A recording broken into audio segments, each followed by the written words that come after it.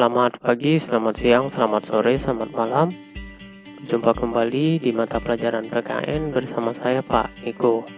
Salam sehat, salam Pancasila. Baik, pada kesempatan kali ini kita akan melanjutkan materi PKN di kelas 11, yakni di bab 2 bagian A ya. Kita berbicara tentang hakikat demokrasi.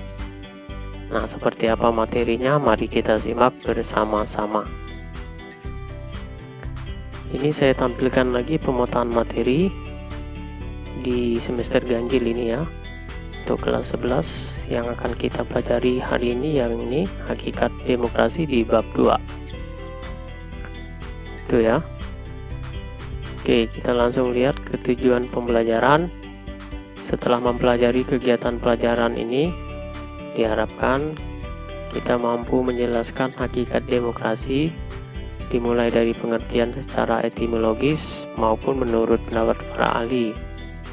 Kemudian asas dan prinsip-prinsip demokrasi yang berlaku universal. Selain itu, kalian diharapkan mampu mendemonstrasikan hasil analisis tentang nilai-nilai demokrasi di lingkunganmu. Ini berarti berhubungan dengan KI 4 ya. Keterampilan. Oke, kita langsung lihat ke pengertian. Jadi istilah demokrasi berasal dari bahasa Yunani, yaitu demos yang berarti rakyat, kemudian kratos atau kratian yang artinya pemerintahan. Nah, dalam arti sederhana, demokrasi dapat diartikan pemerintahan oleh rakyat. Lalu menurut Abraham Lincoln, demokrasi adalah pemerintahan dari rakyat, oleh rakyat, dan untuk rakyat. Nah, itu definisi demokrasi secara etimologis ya. Kemudian secara umum ya, pengertian yang lebih luas, demokrasi berarti suatu sistem pemerintahan yang mengabdi kepada kepentingan rakyat dengan tanpa memandang partisipasi mereka dalam kehidupan politik. Sementara pengisian jabatan-jabatan publik dilakukan dengan dukungan suara rakyat dan mereka memiliki hak untuk memilih dan dipilih. Nah, hampir semua negara di dunia menyatakan dirinya sebagai negara yang demokratis. Ini berarti pada setiap negara berupaya mengedepankan rakyat sebagai elemen utama dalam pemerintahan. Walaupun dalam kenyataan, pengertian demokrasi dapat diterjemahkan berbeda-beda pada setiap negara, tergantung pada ideologi, latar belakang sejarah bangsa, kehidupan sosial dan ekonomi, maupun kultur atau budaya yang melatar belakanginya. Nah, pelaksanaan demokrasi di negara Indonesia tentu akan berbeda dengan demokrasi yang diterapkan pada negara Cina, Amerika Serikat, ataupun negara lainnya. Hal ini tergantung pada ideologi tadi ya, ataupun latar belakang budaya. Nah, kita ketahui Cina sampai saat ini masih menerapkan demokrasi komunisnya, sementara Amerika Serikat dengan demokrasi liberalnya, dan Indonesia dengan demokrasi Pancasila. Kita lihat ada dua asas dalam demokrasi.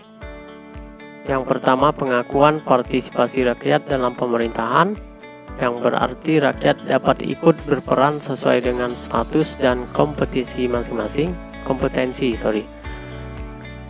kemampuan maksudnya, dengan batasan-batasan peraturan yang berlaku. Kemudian yang kedua, pengakuan harkat dan martabat manusia. Ini dijamin dalam hukum ya, terhadap pelaksanaan hak asasi manusia yang terdapat dalam pasal 27 sampai pasal 34 Undang-Undang Dasar 1945 serta peraturan-peraturan pelaksana lainnya. Berikutnya kita lihat ciri pokok demokrasi. Ada 3 ya.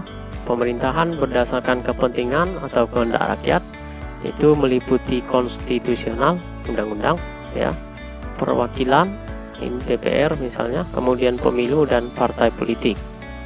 Yang kedua, adanya pemisahan atau pembagian kekuasaan, yaitu kekuasaan legislatif, kekuasaan eksekutif, dan kekuasaan yudikatif. Berikutnya adanya pertanggungjawaban oleh pelaksana pemerintahan atau eksekutif. Nah, sebagai wujud akuntabilitas publik, pemerintah itu adalah dengan mempertanggungjawabkan setiap kebijakan yang telah diambil kepada rakyat. Itu ya. Nah, berikutnya prinsip demokrasi. Henry B. Mayo sebagaimana dikutip oleh Miriam Budiarjo dalam bukunya yang berjudul Dasar-Dasar Ilmu Politik, mengungkapkan prinsip dari demokrasi yang akan mewujudkan suatu sistem politik yang demokratis sebagai berikut. Nah, menyelesaikan perselisihan dengan damai secara melembaga, menjamin terselenggaranya perubahan secara damai dalam satu masyarakat yang sedang berubah, menyelenggarakan pergantian pimpinan secara teratur, membatasi pemakaian kekerasan sampai minimum, ya. Kemudian mengakui serta menganggap wajar adanya keanekaragaman. Berikutnya menjamin tegaknya keadilan. Itu prinsip demokrasi ya, menurut Henry B. Mayo yang juga dikutip oleh Miriam Budiarjo, ya. Nah, kita lihat prinsip demokrasi yang berlaku secara umum. Yang pertama, keterlibatan warga negara dalam pembuatan keputusan, tingkat persamaan atau kesetaraan tertentu di antara warga negara, tingkat kebebasan atau kemerdekaan tertentu yang diakui dan dipakai oleh para warga negara, penghormatan terhadap supremasi hukum, dan pemilu berkala. Ini prinsip demokrasi yang berlaku secara universal atau secara umum.